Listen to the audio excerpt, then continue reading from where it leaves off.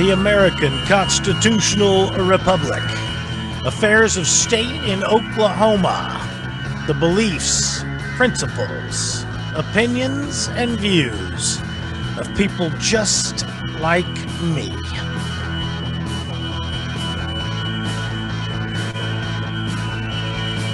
This is 3D Politics,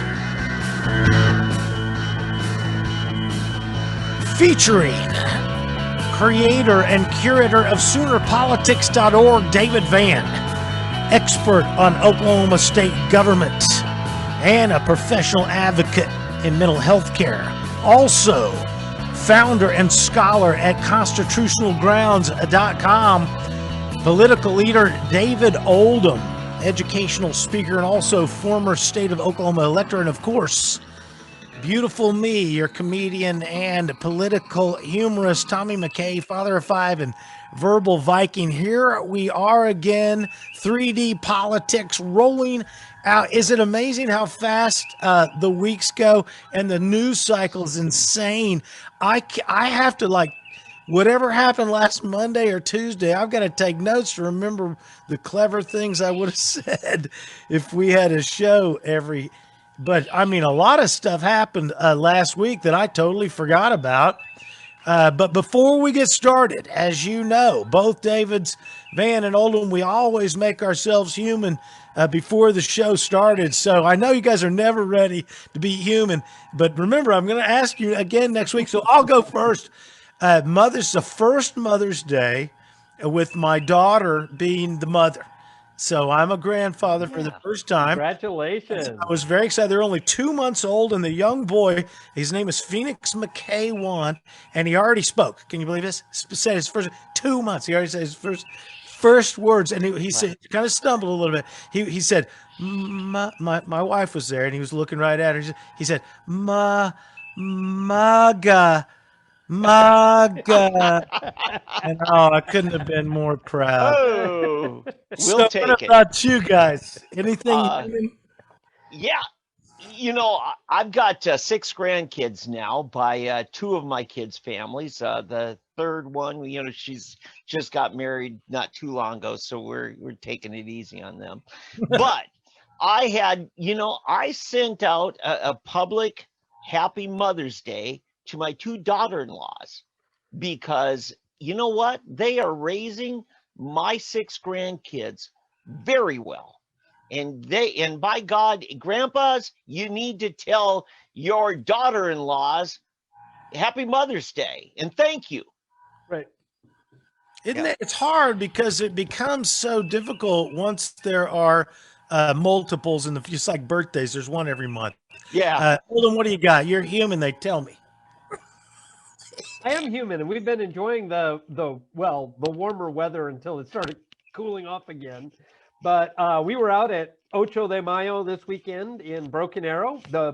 Turns out that Broken Arrow is the first city in Oklahoma to sponsor a Cinco de Mayo type celebration.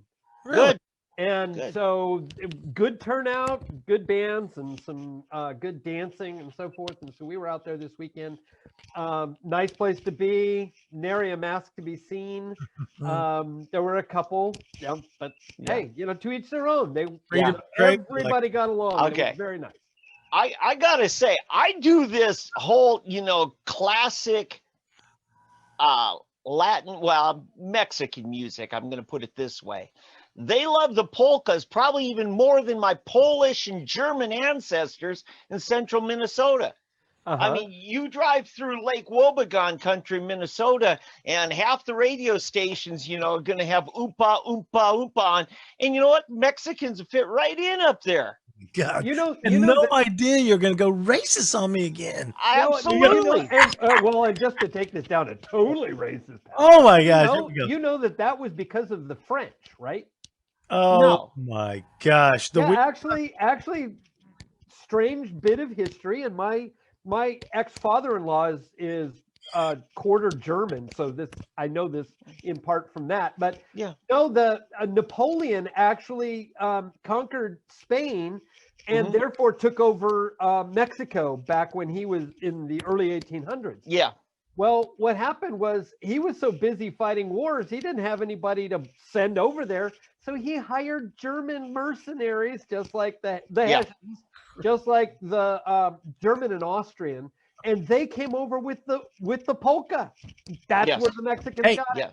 They ran Mexico for Napoleon. Speaking of making history, don't forget, coming up, this is because it'll be June 26th in Oklahoma City. Lawmeyer is going to be, has been endorsed by General Michael Flynn. There's going to be more speakers. It's hosted by Clay Clark.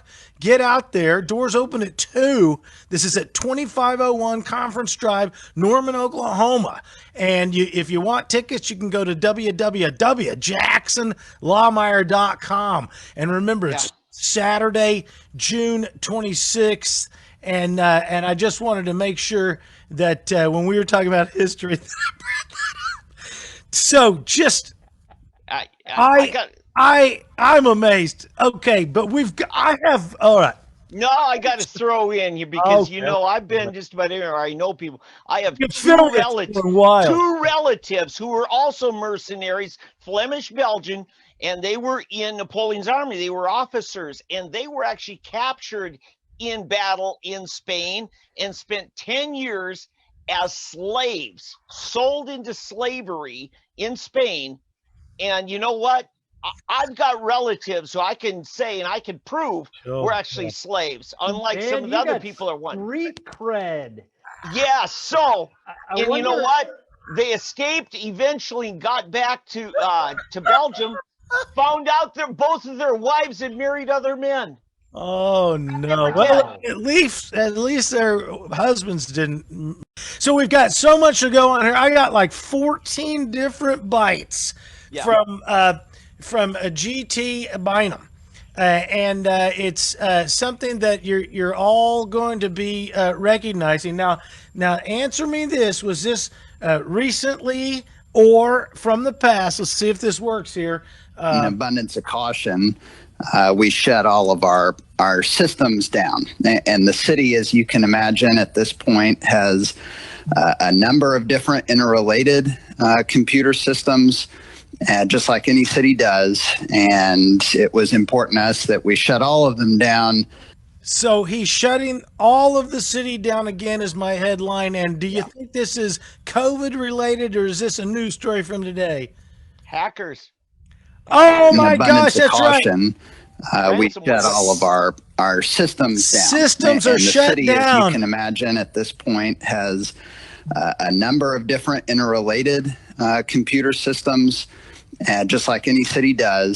And it was important to us that we shut all of them down to prevent any further spread of the malware. So now, isn't it amazing how GT Bynum has practiced this idea of stopping the spread? We can stop the spread of anything. Stop the spread of the computer virus.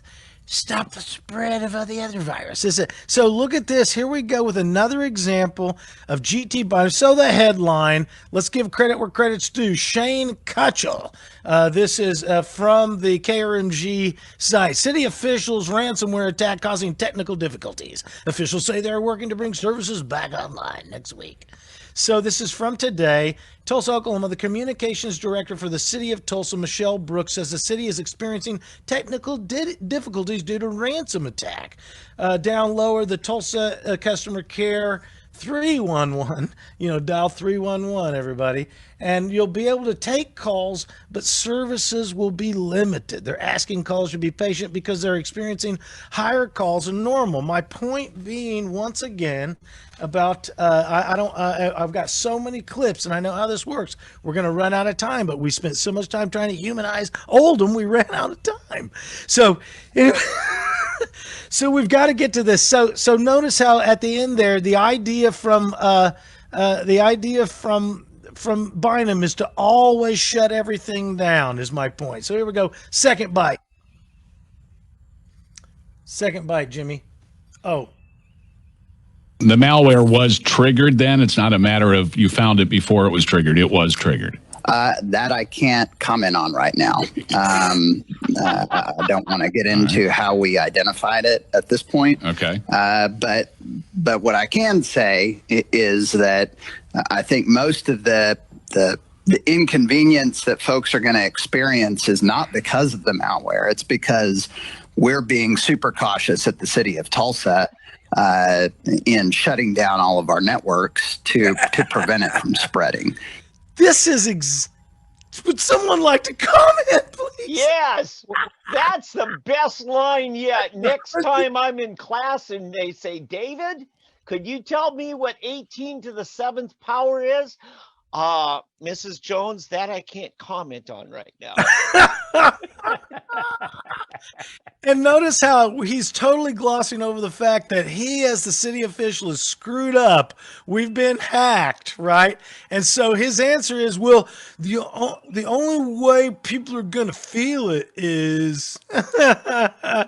See, because anyway, okay, next take, right? Oldham, you got anything on that one? Well, the thing that stands out to me is that we have ransomware getting in there. They're utilizing an abundance of caution, as he said, and it better be because that's the minimum they owe us. They've got all sorts of information that now they are allowing to perchance get out, and that's just unconscionable. Yeah. But They're where are they getting ransomware from, and how is that getting through? Because they haven't been using an abundance of caution. That's why. And that's my question. My question is, where's the IT department, and what are they responding? They're still surfing porn in the back office. So let me also hat tip KRMG. This is Dan Potter interviewing the mayor on KRMG, and that's Dan Potter from Potter's Pimp Roll Payout. Sally laid over and got $50. So, woohoo! Thanks for the $50. So here's our next clip. Abundance of caution. My point about this bit is that regardless of, because there's always extenuating circumstances. I know I'm screaming. And if you'll notice, though, GT's knee-jerk reaction, like every other collectivist, fascist or any other style, shut everything down. The minute there's a bump, shut it down, which is why we should never put our trust in government, because you could shut it down yourself if you owned it yourself. And there's a good comment on our Facebook page. Lori asks, can't GT just, isn't there a PC vaccine or something we can give? Can we just like Norton clean up? Kiss me clean up? Well, that's supposed to be what those kinds of programs do, and they all swear by them and swear that they're using them faithfully. But here's right. Listen, we get into this in the interview that Dan Potter gets into. So that the prevention is what's going to cause inconvenience here in the short term. For folks, it's super important to us that we protect the data of citizens, which we believe has not been compromised. And to do that, we've got to keep our networks down. Okay, so here's what he's talking about. We're going to shut this thing down. We're coming up on a soft, flexible break at the 15-minute mark. But I got to say, he wants to shut it down over an abundance of caution once again. You're listening to the fine edification of the critiquing of GT Bynum, interviewed by Dan Potter and KRNG, by Tommy McKay, your verbal Viking, joined every week on Mondays right here on Facebook Live with David Van and David Oldham. And so I just want to say that he continues to talk about the abundance of caution. He doesn't believe that the personal information or data has been breached, and yet he thought we were safe in the first place. Van, what do you got? Yeah, this is the problem when the government runs businesses and then gives themselves monopolies on running businesses like your trash. We didn't used to have the city running our trash. Just 10 years ago, we switched over to that. Before that, there were trash collectors, and there still are some independent ones. Water, sewer, all these things. And here's the problem. They don't treat us like customers. When they screw up, we pay. They don't risk anything. They make us suffer for their incompetence. The prissy little guys with the recycling, they come and they give a once over, and if they don't like it, they just slam the door like a 12-year-old doesn't want to Yeah. eat. I mean, they don't care about recycling. They care about training me about what they'll take and what they won't. Yeah. Listen, what was the conditions 20 years ago was if you got a certain number of complaints as a contractor to pick up trash, the city then knocked you off. They just said, no, you don't get in the rotation here. And All right, boys. I know. I mean, we learned this last time, and I've seen other professionals have trouble doing ongoing stop and starts because it could go all night long, and we don't want it to. So we're just going to rush through. I've just got about 1,000 more of these. So here's the next one, and I will make comment as best we can, knowing that we can't be exhaustive. We can only be clever and enumerate as many as we can. Let's see if this thing works. Do it! Play it!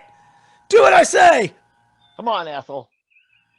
To your point a moment ago, generally what that means for most folks, it's not impacting 911, it's not impacting emergency response. Most of what it's going to impact for folks is online bill pay, utility billing. We just launched our new utility billing system last week. This is an important clip because not only does he act like, and he's good at this, where one thing is two things, our 911 system, emergency services, that's the same thing there, Poindexter, and then he says that listen to this again, because at the very end he says the key word of how we got hacked, Van, in the first place. To your point a moment at ago, the very end he says how we got hacked. Here it folks, comes. It's not impacting 911. That's the first thing. Not impacting emergency response. Same thing. Most of what it's going to impact for folks is online bill pay, the money, utility billing. We just launched our new utility billing system last week. Oh, they just launched their new system last week. Right. Now, if you'll remember, they launched last week and they got hacked today. Remember how they found out? A Tulsa citizen went in to pay a bill right after they put it online. And he said, my God, I'm seeing everybody else's accounts here. I'm able to go in. So he picks up the phone and calls them. You guys, I'm looking at everybody else's accounts. How about that? And it was literally a citizen that told him that within hours after they opened it up. Breaking. So in other words, it wasn't ransomware? Oh, yeah, it was. Ransomware opened it up. Can't say that. All I'm saying is there was no security whatsoever. Because some amateur living in Tulsa had to call him up and say, my God, you guys got to lock this down. I can see everybody's payment history, how they paid, check or credit card, all of that. GT Bynum should hire this guy as the next IT guy. Well, I am so glad I live in broken. Oh yeah, eat it, Oldham. Just shove. Here's be able to pay. All right, here's more GT Bynum before the break. Folks won't be able to pay those online while these systems are down. Our email at the city is down, so if you need to email somebody, please be patient while those systems are restored. Can you imagine that this guy's sitting there acting like people are like, oh my, honey, I'm unable to email the city today. Yeah. I mean, who's desperate to email the city, Yeah, you guys remember, if you've seen the movie The Social Network, Zuckerberg, while he was a student at Harvard, tapped in and got all of their photos of all of the chicks enrolled there for his hot or not deal. Oh, nice. And then when he got called in before all of them, because they were going to kick him out, and he just said, guys, he says, I figure I should bill you guys. You owe me money. I just demonstrated the vulnerabilities in your networking. Well, here we're showing the vulnerabilities in GT Bynum's marriage. And so here's the next clip. And remember, now here's my theory also. Of course, I always go to the government did it and it's rigged. That's my first two go-tos. But I think what GT Bynum and the administration are doing, and I don't think they're doing it by accident. And I have a magic 8-ball and a crystal ball, and they're both telling me that the people from up high are saying, bring your system down for any reason you can create, and then vet your city employees' emails. Yeah. I mean, right now they're digging through and they're searching with algorithms. They're vetting, just like they did the National Guard that went to Washington. They vetted all their social media and stuff. Right now, my theory is, and I have it from alien minds up on high, that GT Bynum is going through the emails of all the city employees and any other emails he can get a hold of, because nobody will be able to know while they're digging through, and might probably take about a week to mine all this stuff out. So that's why the emails are down, and it's a lot of internal stuff most people aren't going to notice, and that's why it's such a big effing news story all day long on K-News, because most people aren't going to notice. Hurry, honey, call 311, huh? 311, damn it, like we've been taught for 100 years. 311. The only thing is, Tom, you can do that without taking anything down. You can dig through everything without ever taking anything down. That takes a couple people or several people, and you start going through it. Well, But, I don't. Who knows? But it You know. sounds to me like they had major problems with the rollout. Oh, I'm sure And their website interaction, because obviously that was wide open. If it comes from a citizen, and the citizen is looking at everybody else's records, there's a problem.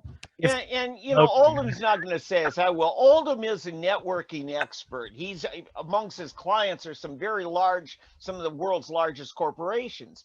And, there are things that happen in installation, ports that get opened up, but if they forget and don't close those ports, then all of a sudden you got some vulnerabilities. Well, I'm a semi-psychic and an intuitive reader, and I know that a lot of nefarious stuff is going on right now.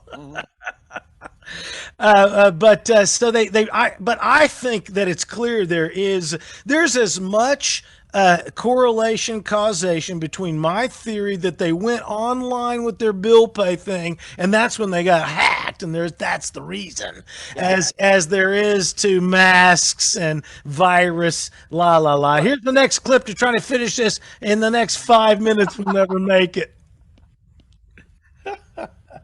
Go! Come on, Ethel. And our IT team is working with a broad range of partners right now to basically go through each of those systems, clean them up, make sure that they're safe, and then bring them back online. And of course, top priority would be anything impacting public safety.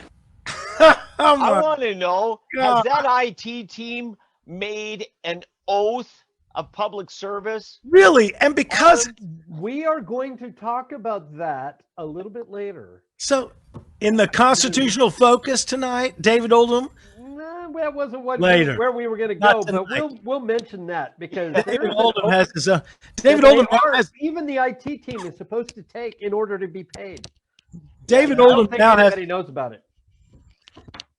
So there it is, the IT. Notice how GT Bynum never is in charge. They said to me, Tom, if you became mayor in 2016, you don't have any experience. What would you do? And I would say, well, I just asked Dr. Dart and the IT guys what to do and tell the governor to shove it. Yeah, really. So here's the next bite from Biter Bynum. Was this an extortion attempt, and have you been contacted by the attackers? That is also something I don't want to comment on right now. And on Sprockus, this is where we dance. Would you like to pet my monkey? This guy acts like he's James Bond all of a sudden, where every time he says, I'm not going to comment, what that means is, yes. Now, I think it means I don't know what the hell I'm doing. No, but here he's asked about ransomware, and there's one. Let me see if this is the one where I think. Now, you guys will have to check me with your hearing. I think Dan Potter laughs at the mayor. Let's just see if it's in here, and I'll replay if it is. Was this an extortion attempt, and have you been contacted by the attackers?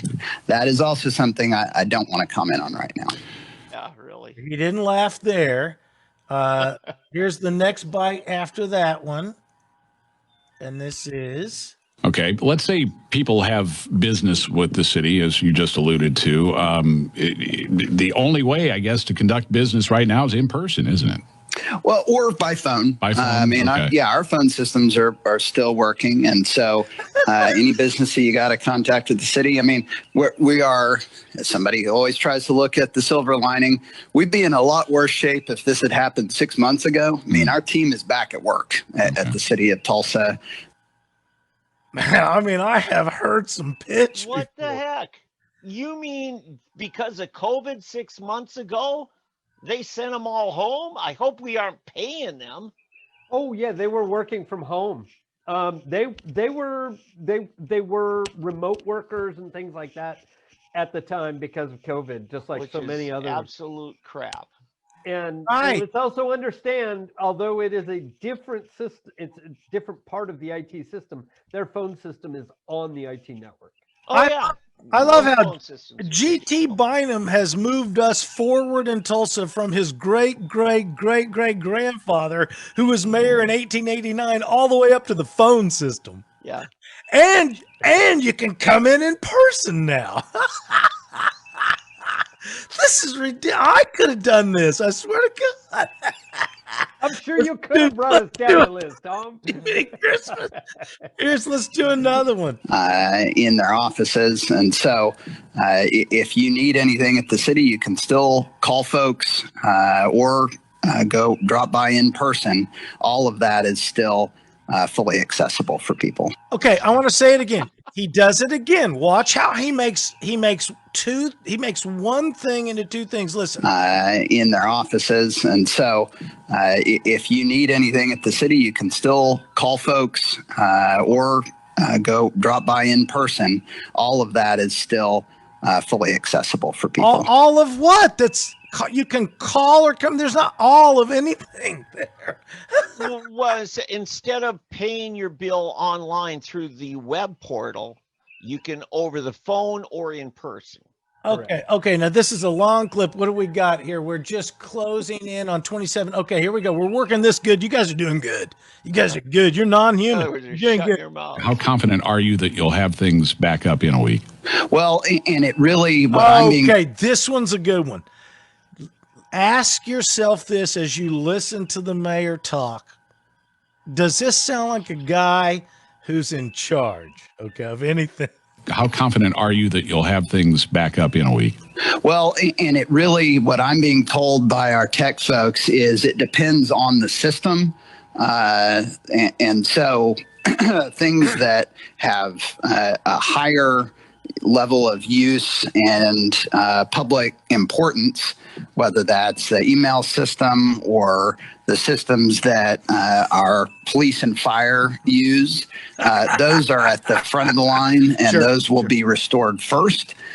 There's others that are a lower priority that may not be used, that people may not even be aware that we even have because they're back office kind of stuff. That would be a lower priority and would be later in the phase of getting restored. I remember kindergarten when the teacher would say, now this is bigger, this is smaller. Things that are bigger are bigger. I don't know. This is ridiculousness. Yeah. That's a long clip. But I mean, this guy doesn't sound. Listen to the beginning of this sentence. How confident are you that you'll have things back up in a week?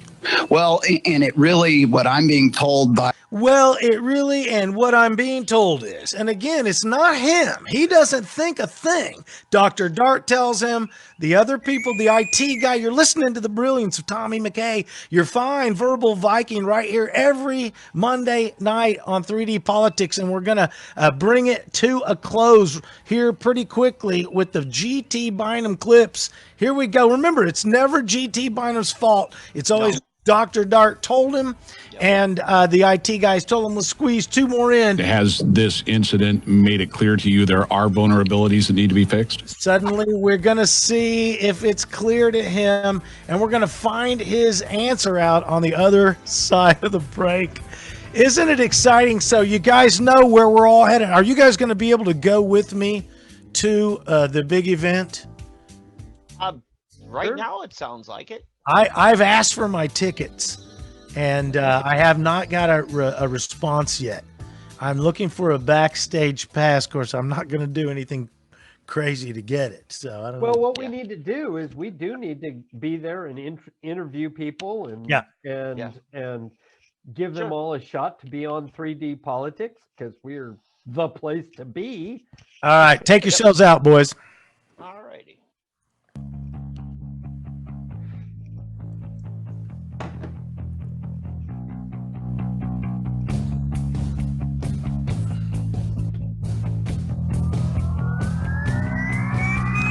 Oh, the American Constitutional Republic. Affairs of state in Oklahoma. The beliefs, principles, opinions, and views of people just like me. This is 3D Politics.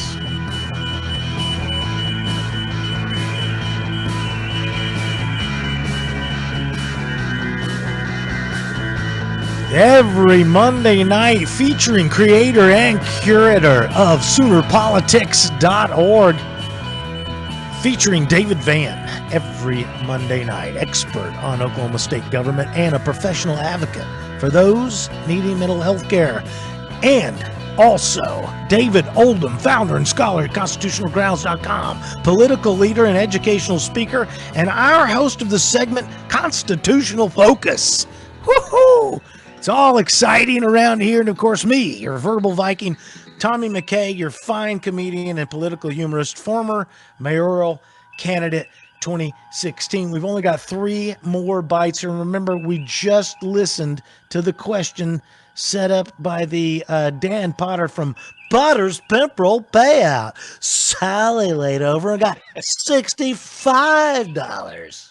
I guarantee you, one of the first things that'll go back online is their payroll. Has this incident I think you're right. So here's the question. has this incident made it clear to you there are vulnerabilities that need to be fixed? This is like asking Johnny, so do Have you you know learned your what lesson? you Well, actually, this became a priority. Preventing something like this became a priority. For me, it would be about 3 or 4 years ago at this point. Listen to what the man just said.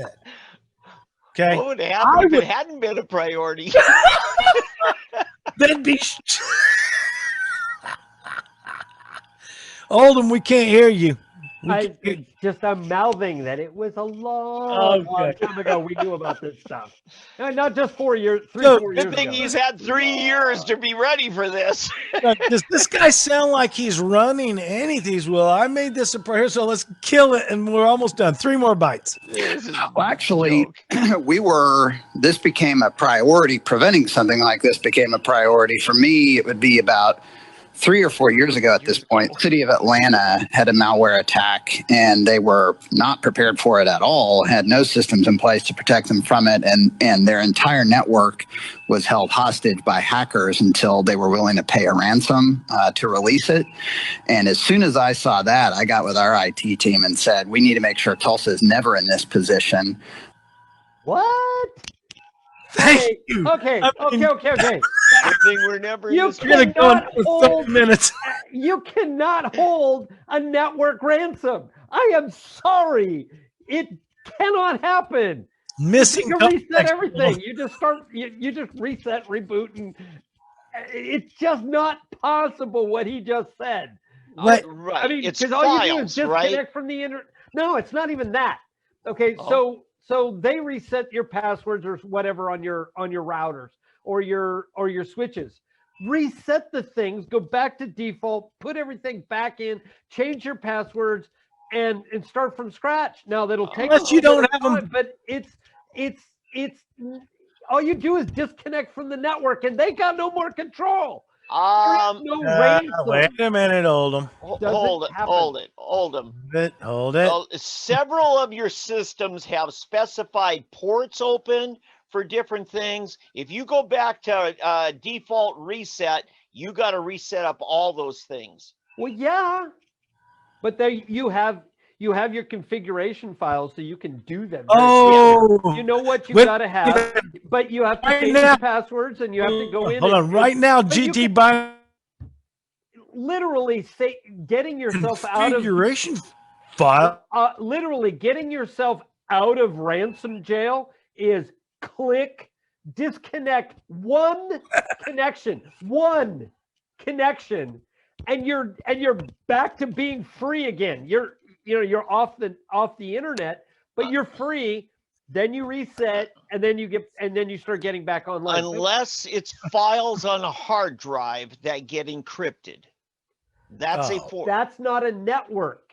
right. He said network, not This is not definitely things on the network. Yeah. A It's network is no, it can't happen. It's not what he said. It's just not possible. okay. Right. We're deep into IT instead of politics. 3D IT. No. Here's the problem with politics. We have liars in office There you go. who do just what liars do. Give them and help. That's the problem. There you go. That's real- the political end result, and the problem we have here is we That's have right. we have somebody lying about the system because he doesn't know it, but he's trying to sound like he does, and he's completely misrepresenting the problem. That is correct, Oldham, and I am so So- glad I have lit you up. You realize what we're really doing here is the Oklahoma. You got into my bailiwick. Finally, you understand what we're doing here really is a version of the Oklahoma chainsaw manicure, where we're dicing. This is as bad as the COVID chase car. If God, I've I missed that. That was a year and a half ago. But the point is, I really am enjoying taking. Bynum is really doing us a great service here at 3D Politics by coming on KRMG every Monday morning, and so this is all from just this morning. And so we've only got 3 more bits Well, to go. and But here's the I other like thing. having your own joke And I writer, have to Tom. say- I have to say this because McAfee, I can't remember his first name, John McAfee, John. ran for president as a libertarian. Yeah. He became a billionaire a decade and a half ago or 2 decades ago over a system to protect the network. yeah, And Yeah. and it's like a billionaire, but he's only figuring this out 3 or 4 years ago. I mean, come on. This is just okay. So I'm loving the fact that this is lighting up the phones between you guys. And so here's the last clip we had, and then we got 2 after this, and we're done. Here's just to refresh where Oldham went off, and now he went off and did his report, and he's back. Well, actually, this became a priority. Preventing something like this became a priority. For me, it would be about 3 or 4 years ago at this point. City of Atlanta had a malware attack, and they were not prepared for it at all, had no systems in place to protect them from it, and their entire network was held hostage by hackers until they were willing to pay a ransom to release it. Ransom. And as soon as I saw that, I got with our IT team and said, we need to make sure Tulsa is never in this position. I like how he was right on it 3.5, 4 years ago. Oh, yeah. Right then, I was on it. Like, that's 4 years ago. And did you hear how he said the word ransom? And look how he geography shames. Atlanta weren't even ready for it. You know how they are in Atlanta. The geography of Atlanta, they weren't ready for it. But I heard about it 3 years ago. I was on it. I was on it. It's And usually Arkansas we pick spent the on. funds. Do what? It's usually Arkansas we pick on. Well, did he come from anyway?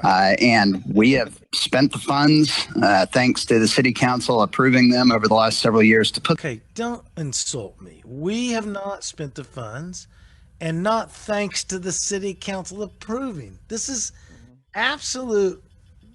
I mean, this is the ruling class up there sniffing their own farts and getting off on the bouquet. Like, hats off to South Park. No, it's at South Park. I'm just saying, but this is ridiculous. All right, let's try to finish the clips, Tom. This is the last one, and we're done.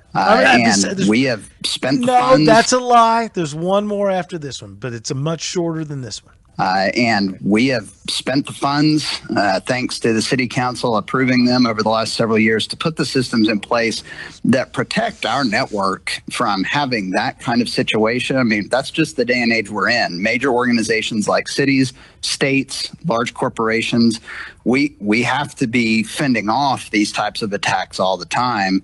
And you have to assume that every now and then one is going to get through. And when it does, you want those resilient systems within your network to protect data. And we have those, and we have the partners in place to help us protect against them. Partners. And so we've known it was a priority and put the systems in place to minimize any impact.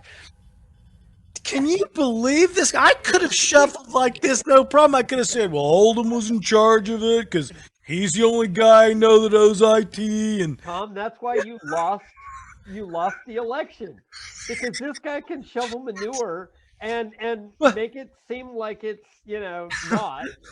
That was a bunch of gobbledygook. He used a bunch of words to say we have malware protection. Which it was McAfee or Norton antivirus or something like that. But all of that descriptor was to say we have McAfee or Norton or or worse, we have one of the Russian ones. You're telling me I lost that election? What? Yeah. Honey, Oldham says I lost the election. You haven't figured it out yet. I could have run this city. I'm running this city right now, and he doesn't even know it. Wow. All right, here's the last one, kids. You guys have really played along so well. I appreciate it. I'll stay on all night long if you want. All right, here's the last one from Mayor G.T. Bynum, the samest show on earth. Here it goes. Do it!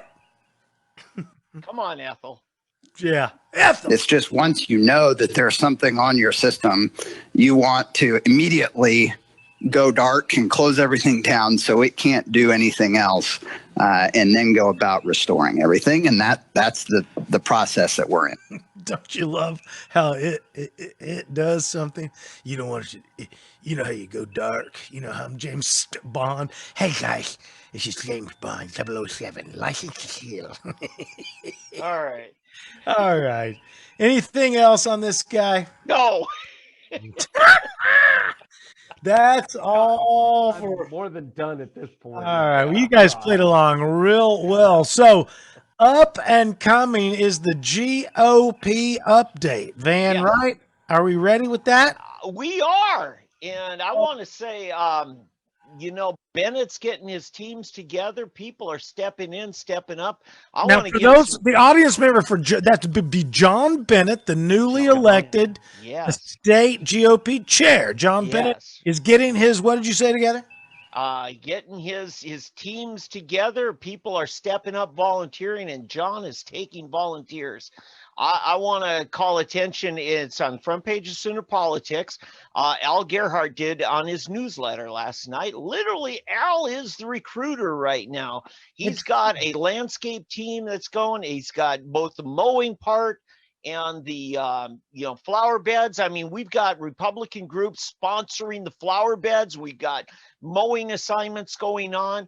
Hold on. What does that mean in political speak to people who are what? How does that translate? We're getting the office open, for God's sake. It's been a month and we're finally getting it going. You're talking about the physical building. The GOP office is getting going.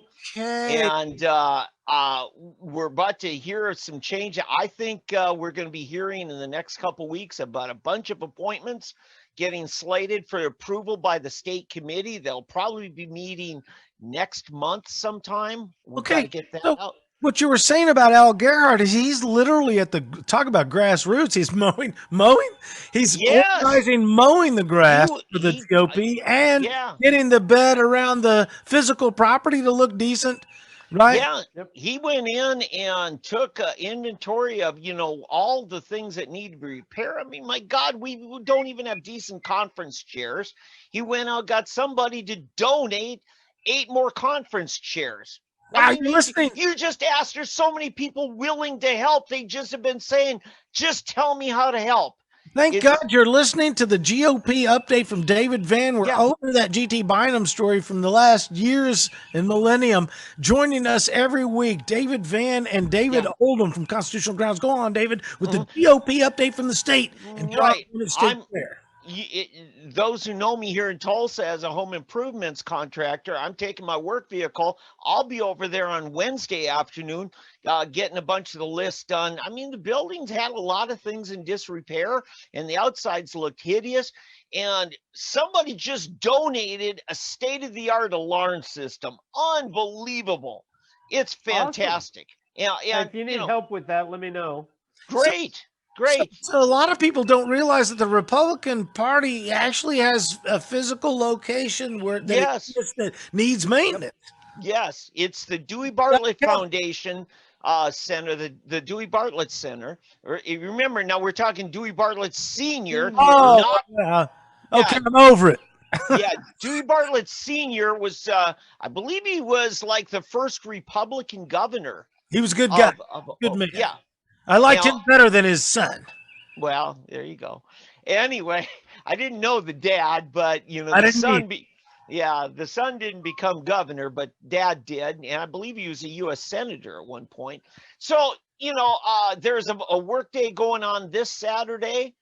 You can sign up on. There's probably going to be things circulated on it. Go to okgop.com. to find out more on that. Leslie Nesmith, who was campaign manager. Leslie's a blogger, videocaster. She does a show much like we do. I've been a guest on. Great organizers. Hold on. You go so fast because you know everything and I don't. Leslie who?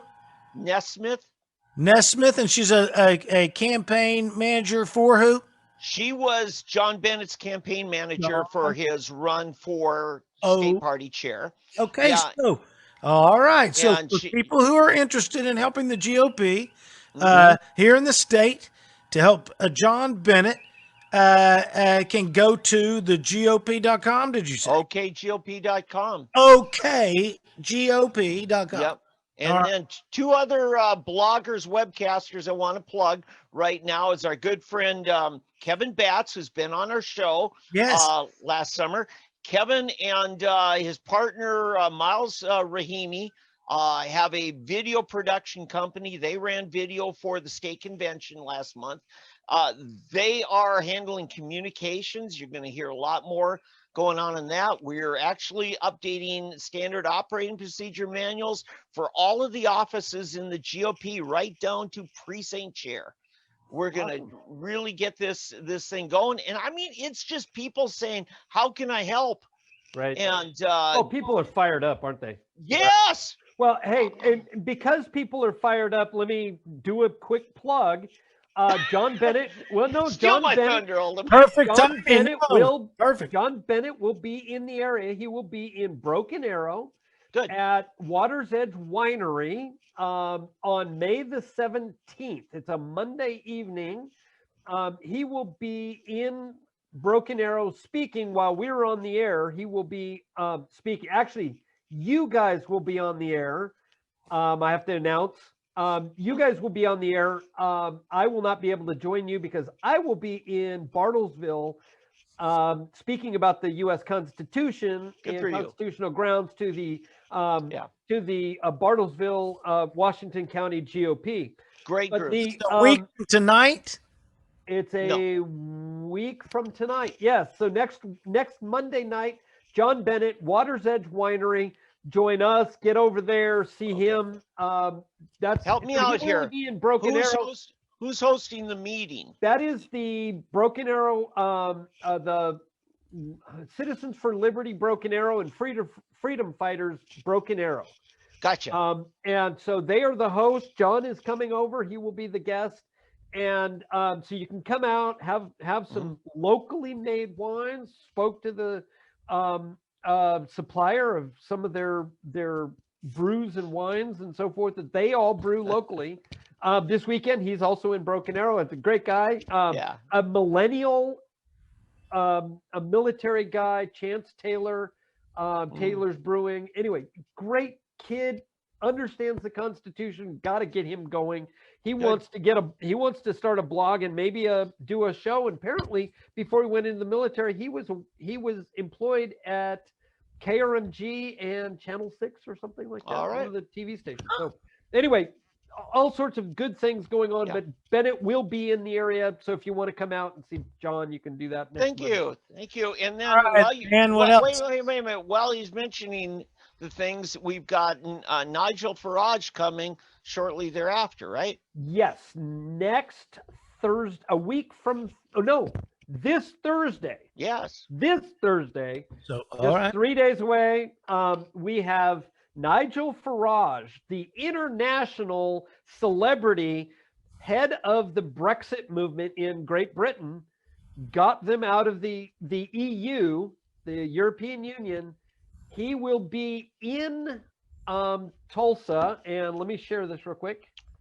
So Nigel Farage this Thursday before Monday, which is John Bennett, but Thursday, Nigel Farage in Tulsa. Yep. Sanctuary Church Auditorium on East 31st Street. That's going to be between Sheridan and Memorial.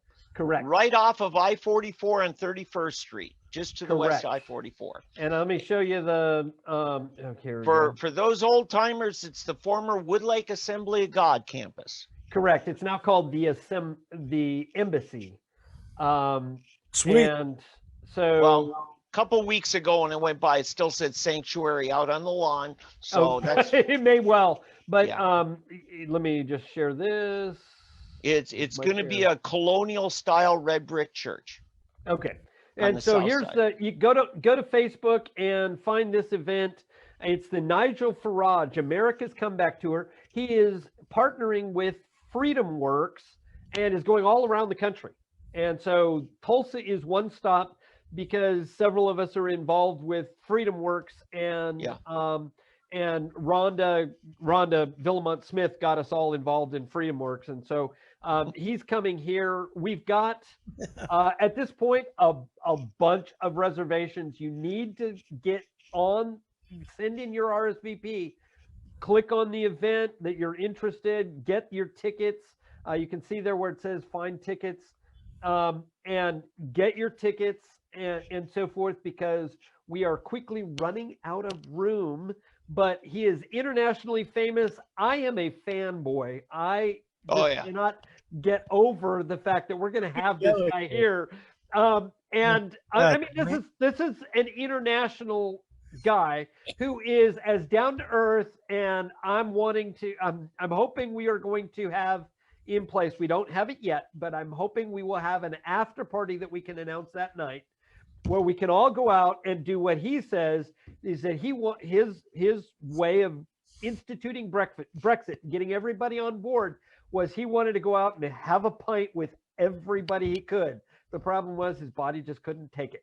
And so I would love to go out and lift a pint with him and so forth afterwards, and have, several hundred of our best friends do the same. So hopefully we will have something arranged before he gets here, and that he will have time to stick around. But he may be having to catch a flight and be out of there just as quickly as he arrives. Oh my God. So hopefully we can get him to stay around for a couple hours. But I may be the guy who picks him up at the airport. So I'm excited to be on. Holy mackerel. Man Crush is running wild. Man, would you like to reclaim your bit by doing something about the federal government? Yeah, really. No, we got into this. So I'm getting back to the things going on with the OK GOP. It was a nice plug, Oldham, by the way. Yeah. I was just trying to promote Bennett. Sure. Well, yeah, I mean, while you're promoting Bennett, we might as well go through the calendar. So it made sense. I'm not dissing you on that. Right. And listen, folks, things are happening here. The event that Clay Clark put on, the Health and Freedom conference, continuing to go on. A global event. Oh, he's continuing. It's not over. That was just one of them. He's got his own tour. And I'm telling you, we are the base. We are the rebel base. Yep. And so we need to show up for these things. make sure that they understand when they come to Oklahoma, they come to Tulsa or Oklahoma City, there's going to be a massive crowd. Okay. We need to encourage the national movement by Yes. showing up at their local events. In Oklahoma, right here, with constitutional grounds, just a little plug, just a little plug. But we are literally the light of the rest of the world. Right here in Oklahoma, in our little corner of Oklahoma, we are kicking off the very first city council education seminar, constitutional seminar, to discuss their oath and what it all means and what the Constitution, how to apply the Constitution for city councilors. We're doing that June 4th for all of the local city councils. We're hoping to make this go big as well. So the thing is that constitutional governance, we are going to make sure it comes back, that we then become this light of the world that everybody else wants to reach out for. I mean, how many people have we heard that they say, look, America's got to get their act right, because we are depending on America, because otherwise we got nothing. We got no way to turn our government around. Yep. Okay, just to let everybody know, I have shared the Nigel Farage event at the page of 3D Politics. And I shared it earlier. Okay, well, there we go. We've got it shared several times. Get your tickets. I just signed up, clicked through on Eventbrite, got my free tickets just now. While Oldham was talking, I was making it will be recorded, and it will also be broadcast live. So even if you can't make it over, tune in and watch it, because and share the heck out of it. And it's sponsored by OK Back to Work. Thank you. Hey, I also want to mention real quickly, one of the things that people don't know about 3D Politics that comes to you live every Monday night is that David Van does all sorts of stuff behind the scenes to make sure that the website, that is 3dpoliticslive.com, stays going with all its current stuff, and the Facebook page, 3D Politics Facebook Live. What is it? Facebook, 3D Politics Facebook, our Facebook podcast. And the podcast. Van keeps all of the plates spinning behind the curtain. So hats off to Van for making all this stuff happen. Really, it's why we're always here.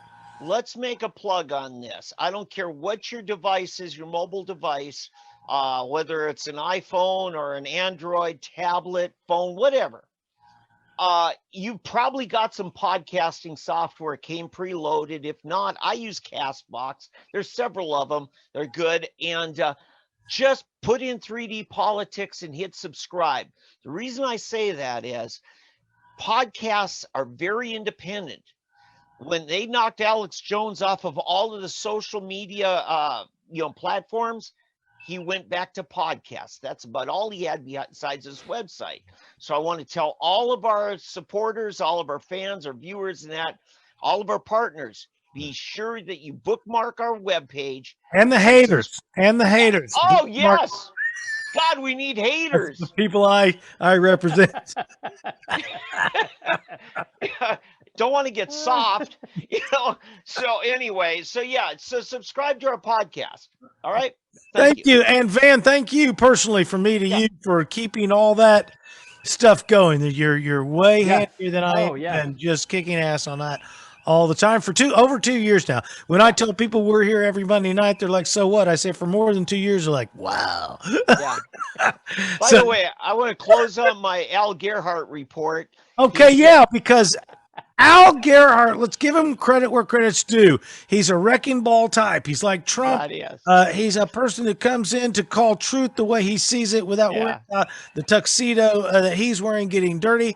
And he can learn. I've seen it before, but he's literally getting the lawn mowed out there for the GOP and carrying some water. So, Van, take it away. The last thing he did is the second article on his Sunday night newsletter. He said, I got to give credit where credit's due here. Governor Stitt has done a pretty good job as our governor as a whole here. He says, I know I was a Gary Richardson supporter early on. I didn't support Stitt. Fact is, they went after Stitt. But the last thing, Gerhardt said is crow tastes pretty good right now. You're listening to the brilliance once again of David Van, creator and curator of SoonerPolitics.org. Joining him is David Oldham, founder and scholar at ConstitutionalGrounds.com, and me, Tommy McKay, right there at VerbalViking.com.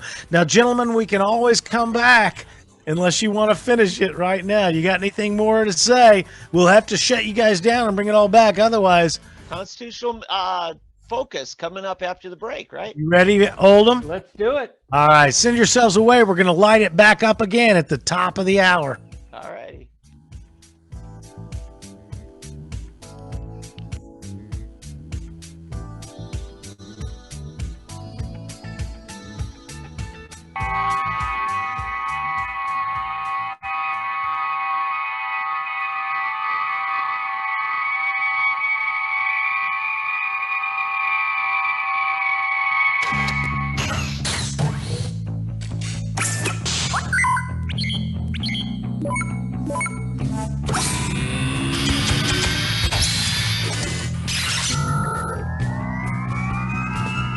The American Constitutional Republic.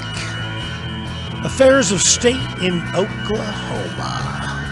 The beliefs, principles, opinions, and views of people just like me. This is 3D Politics.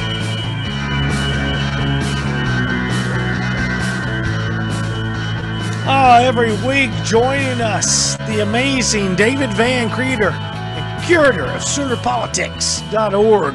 Also, David Oldham, founder and scholar at ConstitutionalGrounds.com. And of course, me, comedian, political humorist, father of five, Tommy McKay, every week for over 2 years, right here on 3D Politics Live, Facebook Live. All right, so where were we, gentlemen? Getting ready to do the Constitutional Focus with David Oldham, and here's his theme song. It goes like this. Watch this. This is fantastic. I've got a band over here. Oh, I mean, an orchestra. I just visualize John Madison, James Madison, writing down the Constitution speedily to this tempo. An organization. Scribbling it out on parchment. David Oldham, founder and scholar. This is. Okay, hold on. You guys messed me up, right? It goes like this.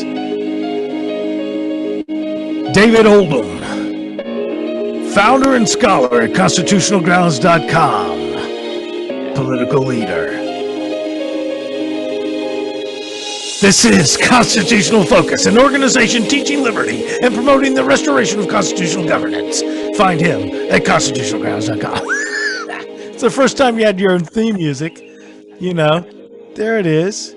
So here we go again. Can you explain to me this? Because I never was a fan of Senator Lindsey Graham until he sent me a check. I might open it on the air just to find out how much I got. I was at a business today. I won't say which one, but I was at a business today doing some work, and they on the TV in the break room they had this thing going about a lottery scam back in 2005 or 6, and these things are still going on today. It's amazing. And they sent bogus checks on closed accounts and real checks, but on bad accounts. And and then this real check other money because hey, you had $3,500. They sent you were supposed to of their money. You were supposed to send in $2,600, and of course your money's good, their money's bad. And so I wonder. I mean, I hope that Lindsey Graham isn't doing something. I don't know. I just like arguing that in court. Well, it is a real check. There's no money in the account. Yeah, but it's a check, though. It's real. Check is good. It's real paper. But the check is good. Yeah. The Cayman Islands are a real place. Exactly. They are. They're beautiful from what I hear. Okay, look, Just off the coast of Venezuela. I got proof right here. Okay.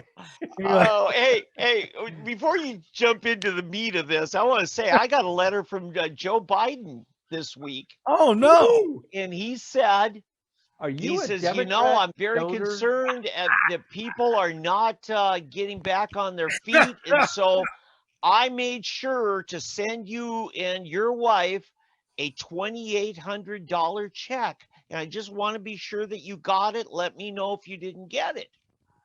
He wanted us to think that it was a gift from Joe Biden. And isn't he a great guy? Aren't we lucky he's in the White House? I did. I'll have to show you that letter. Oh, that would be great. Yeah. Maybe I've got a $2,800 check from Lindsey Graham. Yeah. What a fraud. It's Now, I mean, Oldham, that's those just are out pretty and out strong fraud. words for a night. We'll have to have a discussion about that. But that's Yeah. another. All right, constitutional focus. Quick before I play the theme song. So, use it or lose it. so the question that we were bantering about was this week especially we've heard, and over the last couple of weeks we've heard about Arizona recounting presidential election result, the election results from November. A forensic the Arizona vote audit. results. It's called And a they're doing forensic Yeah, vote they're doing audit. a forensic vote audit, a forensic audit of the vote, Thank you. and this is been ordered by the legislature in Senate. Arizona, The Senate. specifically the Senate. So it is all part of their duties to oversee elections and make sure that the elections are upheld correctly. Now, the question that we agreed that should be addressed here is the question that has quite frankly been posed to us on a number of occasions, and that is, what if they find that the election was fraud and that there was fraud throughout the elections? What can be done, if anything? And constitutionally, the answer is absolutely nothing. Right. And I hate to say that way, but let's just get that out of the way. Absolutely nothing. And the point is that was due. The vote on that was due January 6th. So we voted November the 3rd. The January the 6th was the count of the Electoral College, and the audits and all of the figuring out of the election was supposed to happen between November and January. And then Congress is the arbiter over the various elections. Now, the Constitution says in Article 1 that Congress is to be the judge of the elections and returns thereof and the conduct of their members. Okay? It says that elections, it also says in Article 1 that Congress is, or that the state legislatures are responsible for creating the rules for the elections for senators and representatives to Congress. Okay. Article 2 says that the state legislatures are responsible for the rules for elections for electors for president and vice president. So in terms of federal elections, the state legislatures are to rule how the state accomplishes its elections. Okay. Now, the figuring out the fraud is necessary so that the state legislature can figure out what to fix in the future. Because if we find fraud, obviously we've got to eliminate the chance of fraud. How will we go about it? The only way is to do exactly what Arizona is doing. But there's no going back. Right. Once Congress has spoken on January 3rd and 6th for the seating of members of Congress, now, granted, constitutionally, Congress could go back and revisit their membership. Okay. Before you go to the caveat, let's just, for me, what you struck in me was a response about the importance and the critical nature of the default or the the fail of James Lankford on the date. That is, you were saying after the date, then you can't go back. It's like, Not for president. okay, so what I'm Perhaps for saying is Congress, given the fact that order. the fact that Lankford folded at the critical moment in historical time makes it more. That's why I resonate, because he's failed a couple of other times, I'm sure, and maybe 10 times I didn't know of. Right? All I know is that the time it mattered when he fumbled the ball. Right? It's like a football game when you play 100 different plays, but the time you fumbled the ball right at the moment it mattered. That was the play that pissed everybody off, Lankford. And the reason was what what Oldham just said was that because we cannot go back to the day you failed and fix it. Van, you got anything to add here? Yeah, and this begs the question. Jim Inhofe said, constitutionally, I must vote yes on the measure on January 6th. Well, first of all, I think, why is there a vote if everybody's required to vote a certain way? Right? Right. Okay, so obviously, my understanding, Oldham, let's break this down. Originally, wasn't it the legislatures of each state selected electors, right? Originally? Oh, originally, yes. Okay. Yes, generally. And then we passed an amendment that allowed the voters of the states to select slates of electors, right? Correct, the 14th Amendment. Okay. After the Civil War. Okay, so that was included in the 14th? Correct. That's Article 2 of the 14th. So the backdrop from that, we allowed a popular vote of the people. Correct. But if they didn't get that right, it falls back on Congress to adjudicate any screw up, because we only give them one chance. We don't call for a new election. Correct.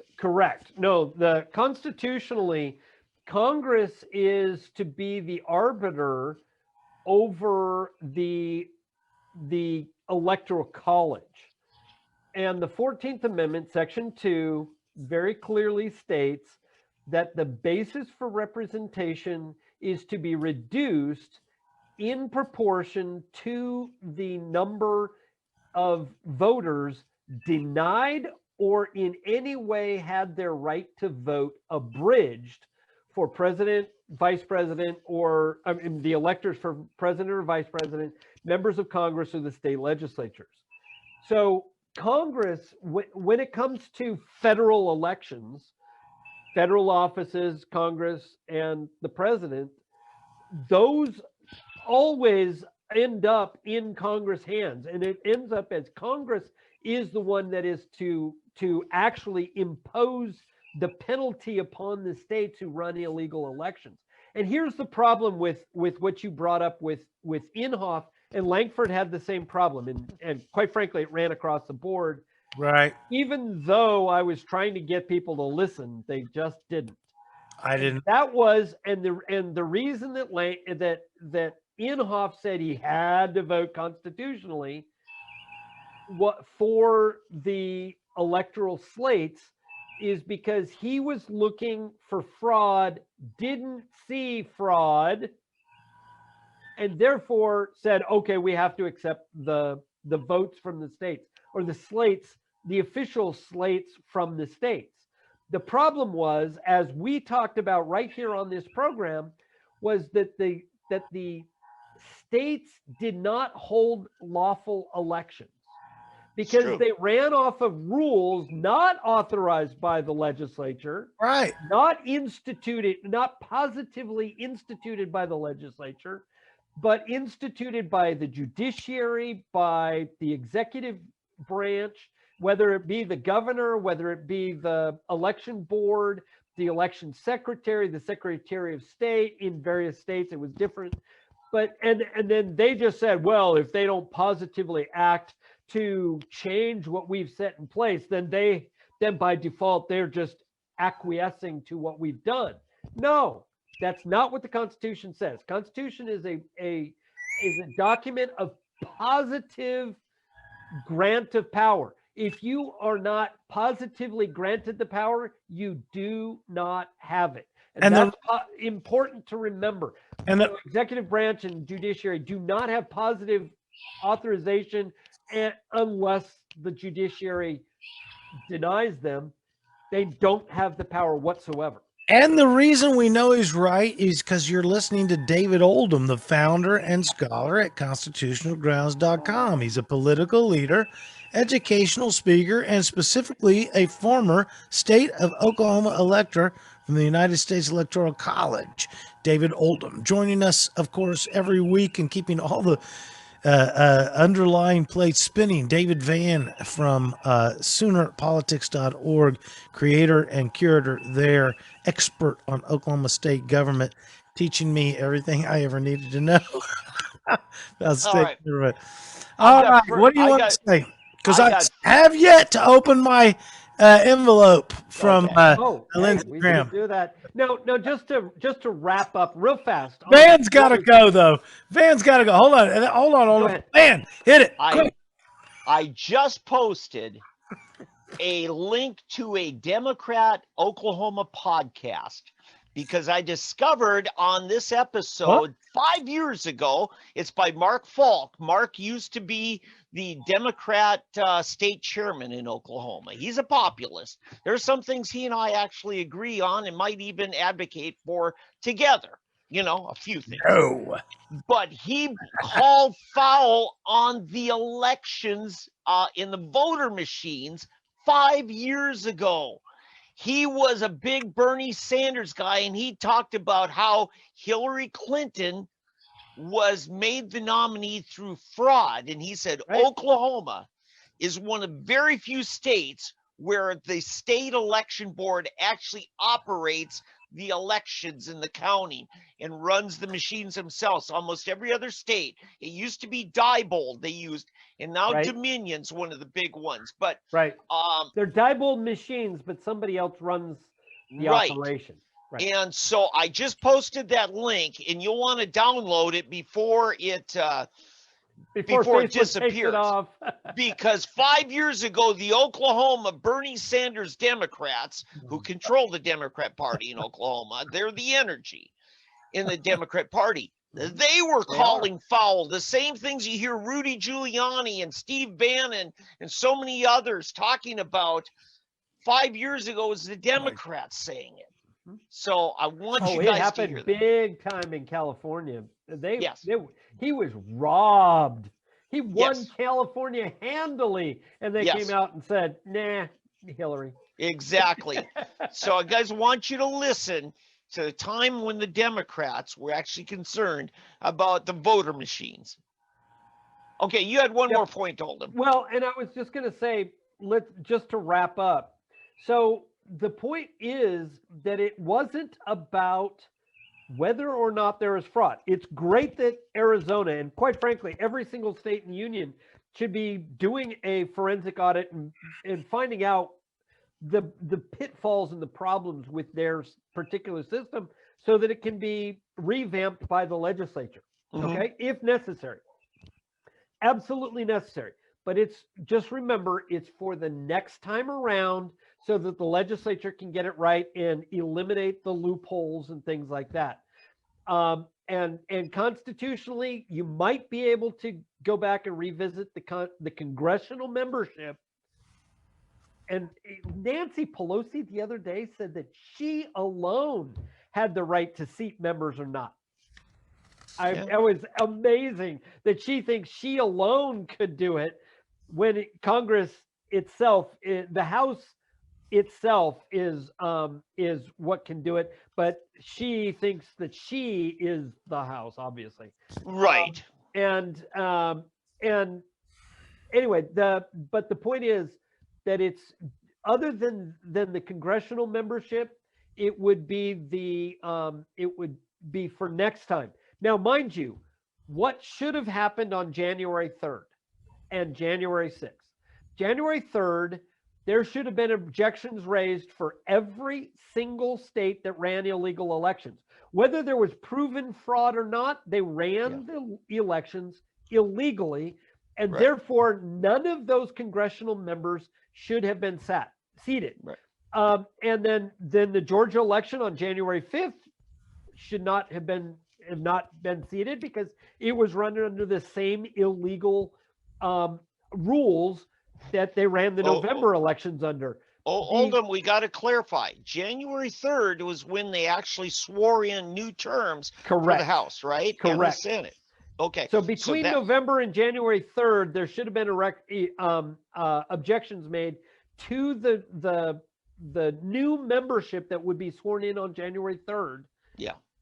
From those states, and those states should not have been seated, because remember, if you run an illegal election, 100% of your populace has had their right to vote abridged. Boom! In one way, shape, or form. Yes, that is why they wait an hour and a half on our show, is to hear that, right? We need to put this up top.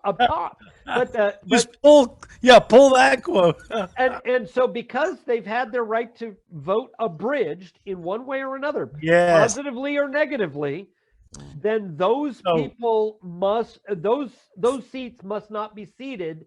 That is the requirement of Congress. Requirement under the 14th Amendment, Section 2. So read it for yourself. I mean, it's there. To condense that and then hand it off to Van, I am resonating on the fact, for people like me who can't follow the weeds, when a state runs their presidential election illegally, they have abridged the right of every single voter in the state to their voice representation. Van, what do you got? Now let's look at the context in which the 14th Amendment, actually 13th, 14th, and 15th, were considered the Reconstruction Amendments. They were right after the Civil War. Correct. And the big battle is to assure that the emancipated slaves would be treated as full citizens, including the right to vote. Correct. And this was one of the leverages they were putting on the South. Particularly, I mean, that's where their thoughts were. Well, it was actually all states. Well, I know it was. All right. Let Van roll with it. But what they were really concerned about at that time that they wrote it are these Confederate states, the former Confederacy states, are they going to actually honor the full citizenship of emancipated slaves? Correct. Yeah. And what is further interesting to the history is that they wrote it generically, on purpose to cover all races, because they wanted to make sure that there wasn't an end around that somebody would try to run on it. So it was deliberately written so that it covered all citizens of the United States. Well, that's the only way to do it properly. Well, it is because everybody's now a citizen. And so this is the point, that there's no way to call it, oh, this is only for the blacks, or this is only for former slaves, or only for certain groups. It is for everybody. It was deliberately written so.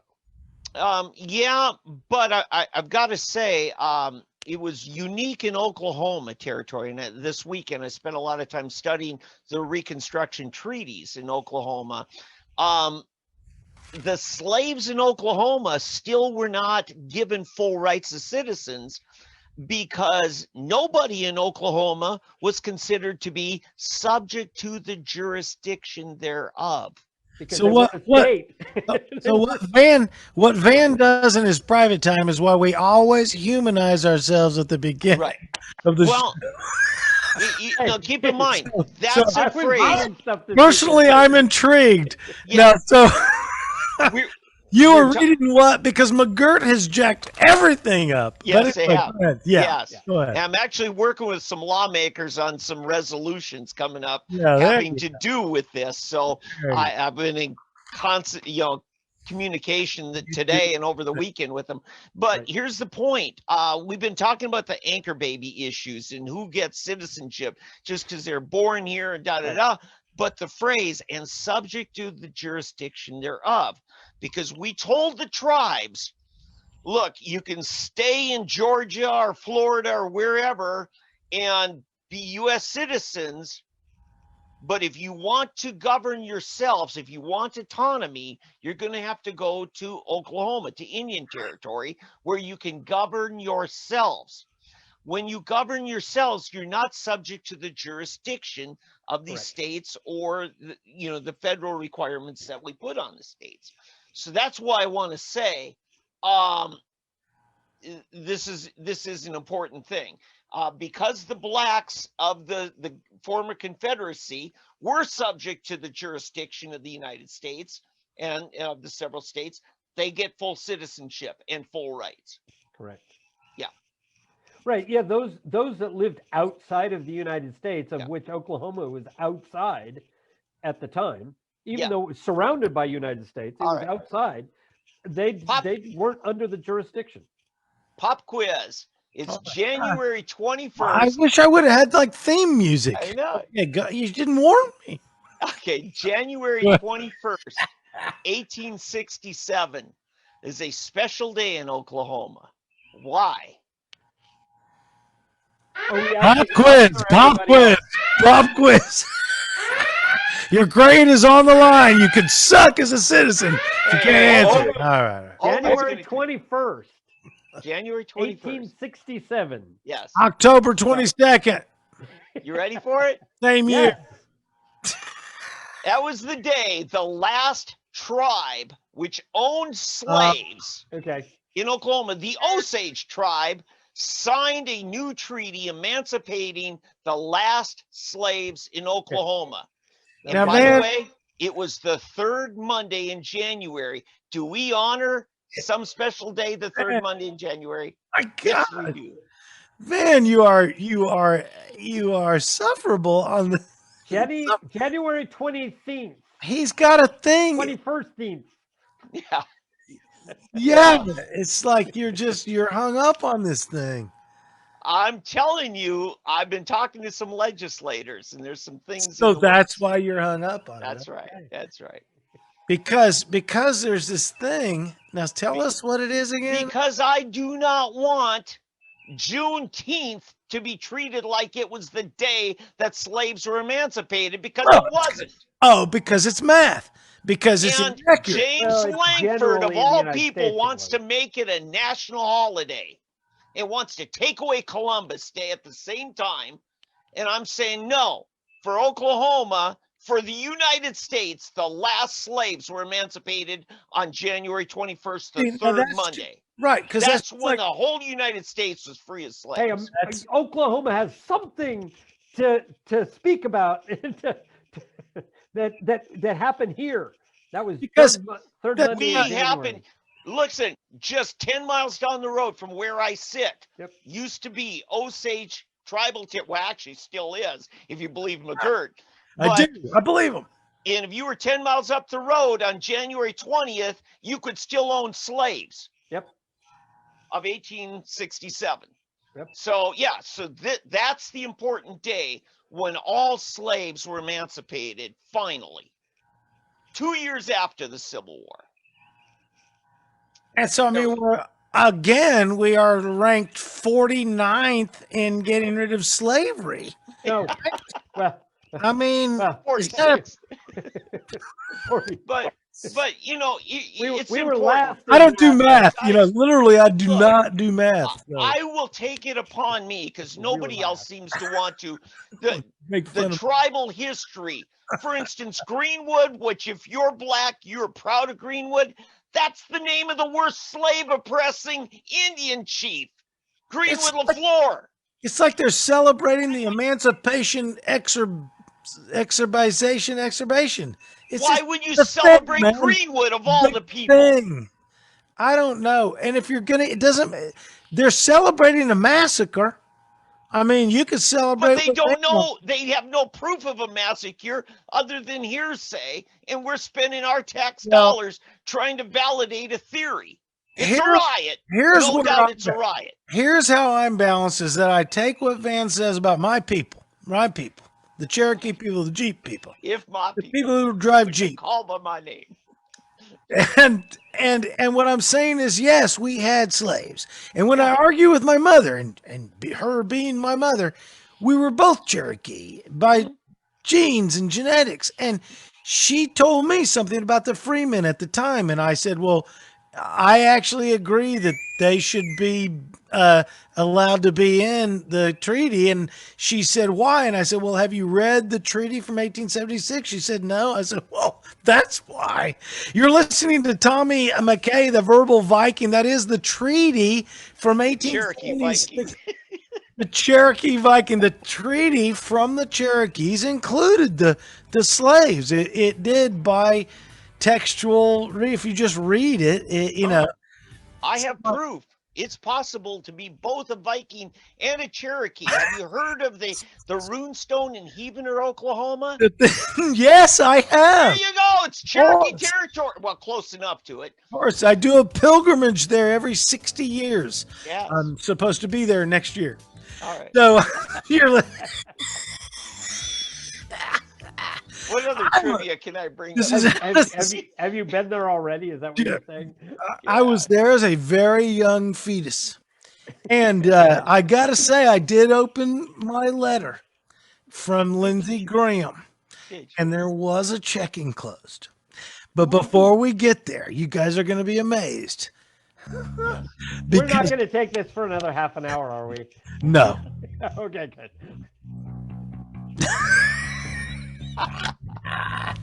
Van and I agreed to where it depends, so you'd have to leave the show. We're ready to roll, buddy. And mine are late. Pretty. So here we go again, the American Constitutional Republic with guys like me. And I'm glad you guys are here all the time. So we did it. I think Oldham, did you cover your constitutional focus? I think so. I think we beat that one. Because, well, this was the thing that I liked about what you said. It's the only part I remember because it's the only part I liked. So just kidding you. The Langford specifically dropped the ball at a time. It's like chips are down in the clutch, whatever you call it. What do you call it, Van? You were in World War II. What was it? Too young to even been in Nom, but I'm just they both dropped the ball. They both dropped the ball for not knowing the Constitution. Right. Well, they both did. Now Langford said, "I've got an excuse." Yes. Yeah. We all agree on the 17th Amendment, and both Oklahoma senators are Benedict Arnolds in one way or another. And neither one of them, and even if ignorance is ignorance of the law is no excuse, even for a senator. I'm screaming. Remember that it is perjury to either swear falsely or to violate that to which you have sworn. And so to have missed the 14th Amendment is in ignorance is just as bad. Well, it's not quite as bad as deliberate, malfeasance, but it ends up doing the exact same thing. And so there's just not quite the intent. But there's no excuse for being a United States senator and not knowing the Constitution better than me and teaching me things about it, because if I have to correct them, we have to correct them, there's a problem. And then to tell somebody like an esteemed journalist, Mary Rook of the Federalist Papers, as Langford's wife said, have you even read the Constitution? And she pulls out, oh, here, you want one to read? Good for you, Mary Rook. Same thing. If I've got to run for mayor, what the hell is wrong in Tulsa? Am I the only adult? I mean, is that really how far down it is? Boys? Put his name out there. I'm telling you, it was pathetic, and the other problem here, I think that we're having in the GOP generally, is we continue to be misled by focusing on a Republican versus Democrat, when really, if they want to refer to him as the Cheeto Jesus, Donald Trump is the one who ripped the veil of the Republican Party to allow the Gentiles in where the Pharisees reigned. It's amazing how it is that we finally now know that Romney is dirt. Liz Cheney is dirt. There needs to be a bloodletting of the Liz Cheney rhinotype every 28 days, period. And Well, there needs to be, you know, we need to get rid of rhinos like GT Bynum, who will rage against his own governor. Can you not set an example, Mayor, of a little bit of acquiescing to your superior? Yes, Oldham, what do you got? well, I was going to say, on the Romney thing, those of us who understand the, a modicum of Constitution knew about Romney back when he was governor of Massachusetts, and that's been nearly 2 decades ago. Yeah, right. Exactly. Because Romney Care is what we got with Obamacare. That's right. He literally Okay? built the state system. And that is 100% unconstitutional because the government doesn't have any say over your health choices or that you have to pay for somebody else. And so Romney was bogus from the get-go. How Utah is so ignorant that they would vote him in as senator is testament to the sheer ignorance and foolishness of the electorate. And we must do something about re-educating the electorate because he should never have seen light of day, and yet he did. And same thing with our senators. Romney used the laboratory of the states against us. They built a focus group in his state to sell Obamacare. They called it Obamacare First. Massachusetts, whatever it is. Boom. Okay, Van, what do you got? And if you follow back in history to the days of Prescott Bush, the grandfather of Jeb Bush, that's George H.W. Bush's father, who was very tight with George Romney, Mitt Romney's father, the governor of Michigan. So he goes from Michigan to Massachusetts to Utah. You talk about a carpetbagger, Mitt Romney. But, and Nelson Rockefeller, governor of New York and all that, that was the liberal Republican Party. Oh, they hung around with JFK's father. Well, Joe Kennedy. Yeah, but you had a very liberal Republican Party. There was the day when the Democrat Party was considered the more conservative party. Okay, it just was that way. Reaganomics and the Reagan Revolution totally changed everything. So things are in flux, and they're going to continue to be in flux. But some things don't change, and that is party and family loyalty. When you're a Romney, you're a Romney. When you're a Cheney, when you're a Bush, a Rockefeller, that's who you are. Pretty much. All politics is family, right? Yeah. Well, I'm saying that family loyalty. It's like the 5 families, right? It just and you know what? Trump wasn't part of it. Right. And they hate him. They absolutely hate him. Well, he's instituted his own family in the mix. And that's not quite the family they want. Well, like I was saying, he broke down the wall that proved to the ordinary American who wasn't paying attention that we're not being represented. I think it was Mark K. Hats off to Mark KRMG for having Mark K. fill the void left by Rush. I think it was Mark K. did a clip with Rachel Maddow talking. And what I remember was Rachel Maddow was talking about her attitude about how the Republican Party and the Democrat Party are different. And she was saying that the Republican Party should just, admit, here's what we're selling, and here's how we're going to govern. And you should just, and so she has a totally misunderstanding. She has no idea where they're supposed to represent. They're not supposed to come up with an idea of how to govern and then sell it to the American people. Rachel Maddow's lost, man. And the entire left side is lost. Yeah. And so, and in fact, the problem with Inhofe is that he's been there for that long. He may have the perfect exterior and exoskeleton, but I mean, definition of swamp is been there for 48, 50 years. If you've outlived 3 to-pay purchases, it's time for a term limit. I'm real damn sorry. Even if you can fly upside down, that's not a requisite by the Constitution, right? I mean, Right. Yeah, I want to say the movement, which was the Goldwater campaign of 64, didn't end in 64. It was a movement. And one of the young voices who really spoke well was a young actor named Ronald Reagan.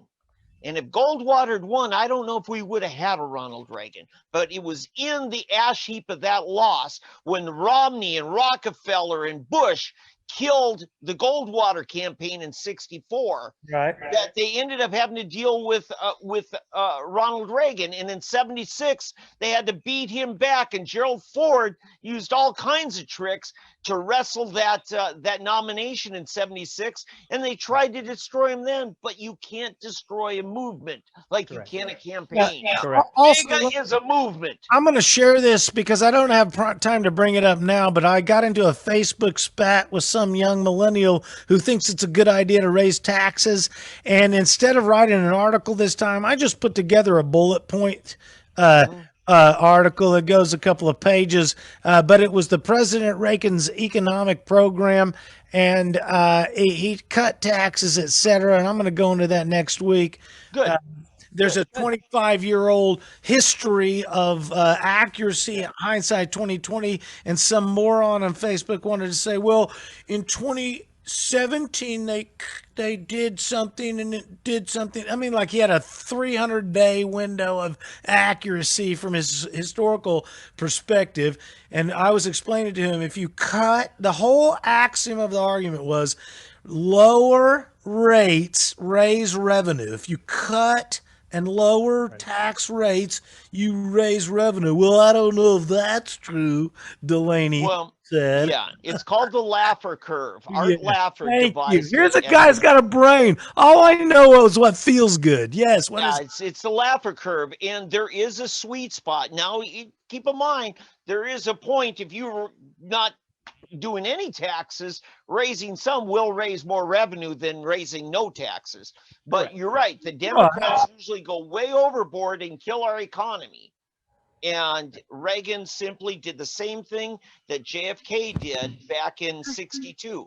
Lowered taxes, increased revenue. Parents do it with children all the time. They think, I'm going to keep my thumb on Holly. Yes.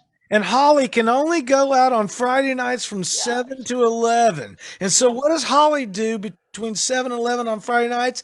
Everything she can. There you go. There you go. And so it's like by pushing down, you really get less control. That's right. And if you will, and I think Mark Kay even was talking about this a few weeks ago. If you, in the way he said it was, if you lower corporate tax rates, more people go into business as a corporation, and what you get more streams of revenue at a lower, it's volume. The leftists do not understand economics because they graduate from public schools, so they don't understand the difference between high profit and low volume and low profit, high volume. They don't get it. Yeah, and I want to say, I mean, this was just an analogy to make your point, but I've met you guys as sons and, the different kids, and it looks like you guys will learn the same thing I have, that you slowly let go and mentor and guide your kids to become self-disciplined, respecting and guiding. It's the families who want to control their kids all the way up till they're age 18. The kid runs away when he's 17. I have 5 winners and one I don't talk about. No, I'm joking. But my I could boil it all down to is I insist, and this is good advice to any parent out there. Yeah. And take it as my because I'm a father of 5 pieces of perfection. Also known as a good Catholic family. Insist that your children understand what you believe. Do not insist that your children believe what you believe. Yeah. Allow them to believe what they want to believe, but insist that they understand what you believe, because like a swimmer, if you just drop them in the middle of the ocean, they'll tread water until they survive or don't survive. Yeah. But any swimmer that has a solid wall, like something that they have to learn to understand, it's something that they can cling to or push away from. And if you don't insist that they believe what you believe, then they can either cling to what you believe, or it gives them a solid thing All to right. push off of.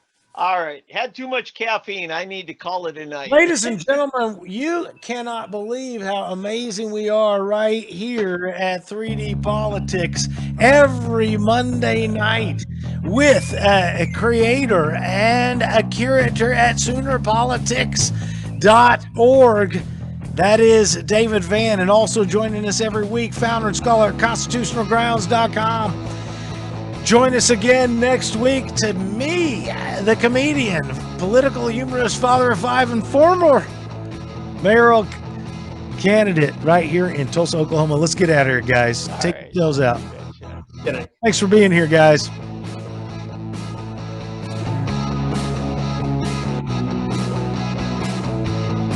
3D Politics.